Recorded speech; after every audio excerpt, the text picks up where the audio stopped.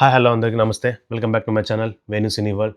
ఈ ఛానల్లో నేను డెడికేటెడ్ హోమ్ థియేటర్ గురించి డీటెయిల్డ్గా వీడియోస్ చేస్తున్నాను అందరికీ అర్థమయ్యేలాగా. లాస్ట్ వీడియోలో layers and materials of acoustics గురించి మాట్లాడుకున్నాం. చాలా మంచి రెస్పాన్స్ వచ్చింది ఆ వీడియోస్కి.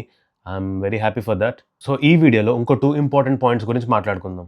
అదే diffusers and bass traps. So ఈ 2 అంత ఇంపార్టెంట్ అంటే ఎస్ ఇంపార్టెంట్.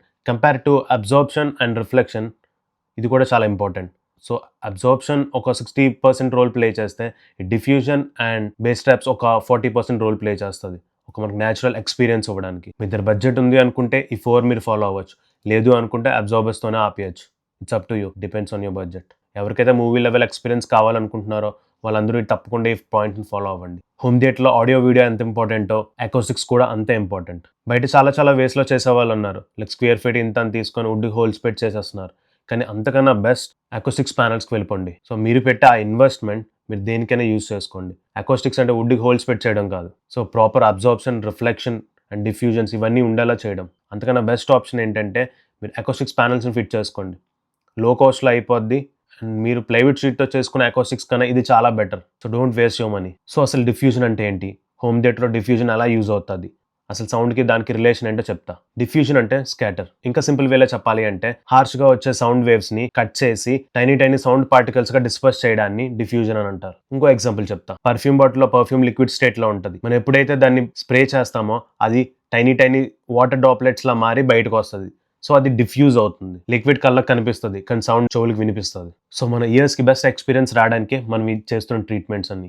డిఫ్యూజన్లో మనం యూస్ చేసే మెటీరియల్ అండ్ ప్రాసెస్ని డిఫ్యూజర్స్ అని అంటాం. Diffusion and diffuser both are different. So diffusion అంటే ఏంటో చెప్పా. సో ఇప్పుడు డిఫ్యూజర్ మన హోమ్ థియేటర్లో ఎలా యూజ్ అవుతుందో ఇప్పుడు ఎక్స్ప్లెయిన్ చేస్తాం. సో ఇదంతా ఒక సింపుల్ ఫిజిక్స్. అసలు సౌండ్ అంటేనే ఫిజిక్స్ కదా. మనకు తెలియకుండా మనం రోజు సింపుల్ ఫిజిక్స్ని ఫాలో అవుతూ ఉంటాం. సో డిఫ్యూజర్ కూడా అలాంటిదే. అండ్ డిఫ్యూజర్ కూడా ఒక టైప్ ఆఫ్ రిఫ్లెక్షనే, కానీ ఇది గుడ్ ఫార్మ్ ఆఫ్ రిఫ్లెక్షన్. ఇంకా సింపుల్గా చెప్పాలంటే మన స్పీకర్ నుంచి వచ్చే 50% ఆడియో మన ఇయర్స్కి రీచ్ అవుతుందని చెప్పాం. సో ఇప్పుడు మన ఇయర్స్కి రీచ్ అయిన 50% ఆడియో ఏమవుతుందంటే బ్యాక్ వాల్కి రిఫ్లెక్ట్ అవుతుంది. సో అది రిఫ్లెక్ట్ అయ్యి అది అక్కడ అబ్జర్వ్ అయిపోకుండా మళ్ళీ మనకు బ్యాక్ రిఫ్లెక్ట్ చేయడానికి మనం ఒక డిఫ్యూజర్ ప్యానల్స్ అనేవి ఫిట్ చేస్తాం. ఎందుకు అంటే మనకు బెస్ట్ ఎక్స్పీరియన్స్ రావడానికి.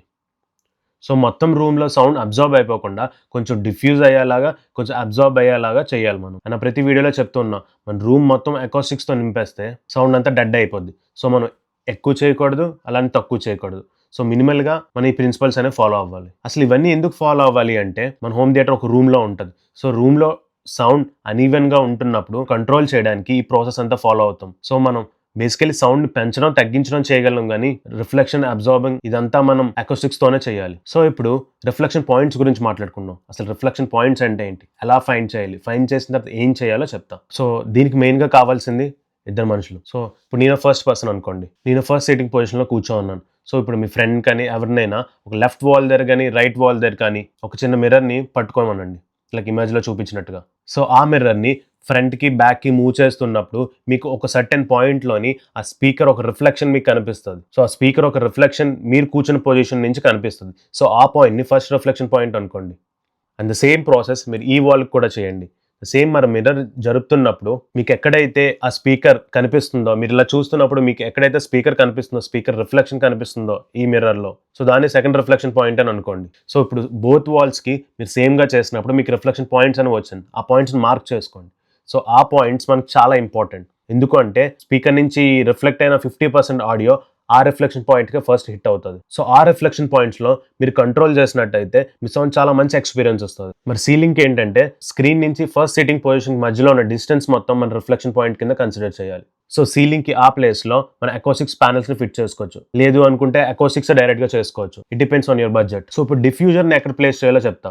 ఇందాక చెప్పినట్టు ఆ 50% సౌండ్ వాల్కి హిట్ అవుతుంది కాబట్టి మనం ఆ ప్లేస్లో డిఫ్యూజర్ అనేది పెట్టాలి. ఇది చాలా ఇంపార్టెంట్ అండ్ ప్లేస్. ఆడియో బాగా డిస్పర్స్ అయ్యి మనకు గ్రేట్ ఎక్స్పీరియన్స్ని ఇస్తుంది.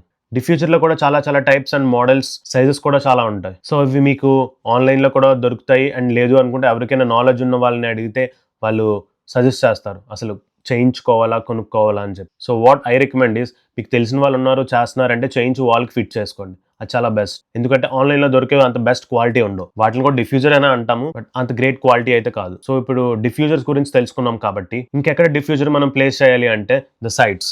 మీ సీటింగ్ పొజిషన్కి మీరు రైట్ వాల్కి లెఫ్ట్ వాల్కి ఆ డిఫ్యూజర్ ప్యానల్స్ అని పెట్టండి. ఎందుకంటే ఇది కూడా ఒక రిఫ్లెక్షన్ పాయింట్. సో మనం ప్రతి రిఫ్లెక్షన్ పాయింట్స్లోని డిఫ్యూజర్స్ ప్లేస్ చేసినట్టయితే సౌండ్ మాత్రం న్యాచురల్గా వస్తుంది. సో ఇప్పుడు మనం బేస్ ట్రాప్స్ గురించి మాట్లాడుకుందాం. బేసిక్లీ సబ్ ఊఫర్స్ నుంచి వచ్చే మన లో ఫ్రీక్వెన్సీస్ చాలా స్ట్రాంగ్గా ఉంటాయి. సో ఒక పొజిషన్లో ఎక్కువ బేస్, ఇంకో పొజిషన్లో తక్కువ బేస్ రాకుండా మనం ఈవెన్గా స్ప్రెడ్ చేయడానికి మనం బేస్ ట్రాప్స్ని యూస్ చేస్తూ ఉంటాం. సో బేస్ ట్రాప్స్ ఎక్కడ పెట్టాలంటే mainly corners. So both back walls ఒక కార్నర్స్ దగ్గర మనం బేస్ ట్రాప్స్ని ఫిట్ చేయాలి. మీరు లెంత్ ఎంత ఉందో అంతవరకు బేస్ ట్రాప్స్ని పెట్టుకోండి. ఈ ప్రాసెస్లో మనకి ఏమవుతుందంటే బేస్ ఈవెన్గా స్ప్రెడ్ అయ్యి మనకు ఒక మంచి ఎక్స్పీరియన్స్ వస్తుంది. మీకు మంచి ఎక్స్పీరియన్స్ కావాలి కానీ ఇవన్నీ మేము చేయలేము అంటే దీనికి ఒక ఆప్షన్ ఉన్నది. అకౌస్టిక్స్ మీద మంచి నాలెడ్జ్ ఉన్న వాళ్ళు మార్కెట్లో ఉంటారు.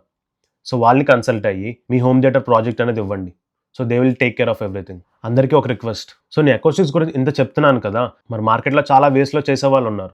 తెలియని మెటీరియల్స్ యూస్ చేసి ప్లైవుడ్ షీట్కి హోల్డ్స్ పెట్టేసి మీకు నీట్గా ఒక మంచి ఫ్యాబ్రిక్ వేసి లుక్స్ మాత్రం చాలా మంచిగా చూపిస్తారు. సో అకౌస్టిక్స్ అంటే లుక్స్ కాదు, అది మన సౌండ్కి చేసే ట్రీట్మెంట్. సో అకౌస్టిక్స్ అంటే ఇంత ప్రాసెస్ ఉంది కాబట్టి ఎవరికి నచ్చినట్టు వాళ్ళు చేసుకుని వెళ్ళిపోతున్నారు సింపుల్ ప్రాసెస్లో. కస్టమర్స్ తెలియదు కాబట్టి వాళ్ళు ఏం చెప్తే మీకు అదే రైట్. కానీ ఫస్ట్ రీసెర్చ్ చేయండి, అసలు అకౌస్టిక్స్ అంటే ఏంటి, ఎలా ఉంటుంది, ఎలాంటి మెటీరియల్స్ యూస్ చేయాలి ఏంటి అని చెప్పి. ఎవరికి పడితే వాళ్ళకి ప్రాజెక్టులు ఇవ్వకండి. స్పీకర్లు, ప్రాజెక్టులు, ఏవిఆర్లు ఎవరైనా పెట్టేస్తారు, అదంతా కామన్. అది ఎందుకంటే అది కంపెనీ వాడు చేసింది కాబట్టి దాంట్లో ఎవరు ఏం చేయడానికి లేదు. కానీ అకౌస్టిక్స్లోనే చాలా మోసాలు జరుగుతూ ఉంటాయి. మీకు అకౌస్టిక్స్ ఎంత మంచిగా ఉంటే మీకు అంత మంచి ఎక్స్పీరియన్స్ తెచ్చుకుంటున్నట్టు. మీరు అకౌస్టిక్స్కి ప్లైవుడ్ షీట్కి డిఫరెన్స్ మీరు చూస్తే అప్పుడు మీకు అర్థమవుతుంది. సో వాళ్ళు చేసిందే మీరు చూస్తున్నారు కాబట్టి మీకు ఆ డిఫరెన్స్ తెలియదు. కంపేర్ చేయండి.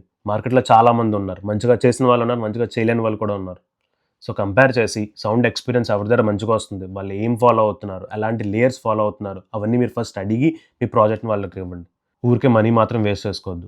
లాస్ట్ వీక్ నేను ఓజీ మూవీ చూసాను. ఆ థియేట్రికల్ ఎక్స్పీరియన్స్ నెక్స్ట్ లెవెల్లో ఉంది. ఆ మ్యూజిక్ కానీ ఆ బీజిఎం కానీ చాలా అంటే చాలా చాలా బాగుంది. నేను ఆ మూవీ చూస్తున్నంతసేపు నాకు మైండ్లో ఒకటే వచ్చింది. సో ఒక 6 months తర్వాత నేను అదే మూవీ మళ్ళీ థియేటర్లో అదే ఎక్స్పీరియన్స్తో చూడాలి అనుకుంటే చూడగలనా? నో. ఆ సినిమా మళ్ళీ థియేటర్లో ఉండదు, ఓటీటీలో మాత్రమే ఉంటుంది. సో అదే లెవెల్ ఎక్స్పీరియన్స్ నా హోమ్ థియేటర్లో నేను తెచ్చుకోవాలని అప్పుడే ఫిక్స్ అయిపోయా. అంత మంచి స్పీకర్లు యూస్ చేసామని కాదు, అంత మంచిగా మన అకౌస్టిక్స్ ట్రీట్మెంట్ చేసాం అనేది ఇంపార్టెంట్ ఇక్కడ.